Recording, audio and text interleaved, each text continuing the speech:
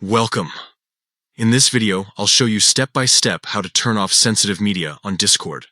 This quick guide will help you manage what type of content you see, keeping your experience safe and comfortable every time you use the app.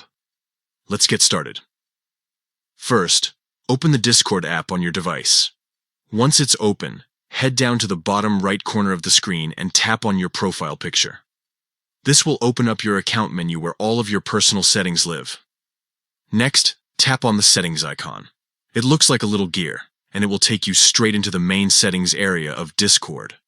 From here, scroll down until you find the option labeled Content and Social. This is where you control what kind of media and content you want to allow or block. When you tap on Content and Social, you'll see a section dedicated to sensitive media. By default, Discord may allow certain types of media to show up, but here you have the power to block them from appearing.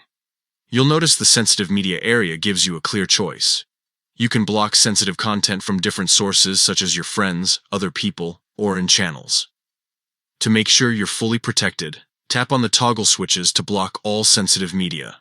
Turn on the block option for friends, for people outside your friends list, and for any channels you might be part of. This ensures that sensitive or potentially unwanted content won't automatically appear in your Discord feed. And that's it. You've successfully turned off sensitive media on Discord. Adjusting these settings is quick, but it makes a big difference for keeping control over what you see. Whether you're using Discord for chatting with friends, gaming communities, or work purposes, these steps give you peace of mind knowing your content preferences are set exactly the way you want them. If this guide helped you out, go ahead and apply these changes today so that your Discord stays safe and enjoyable. Thanks for watching.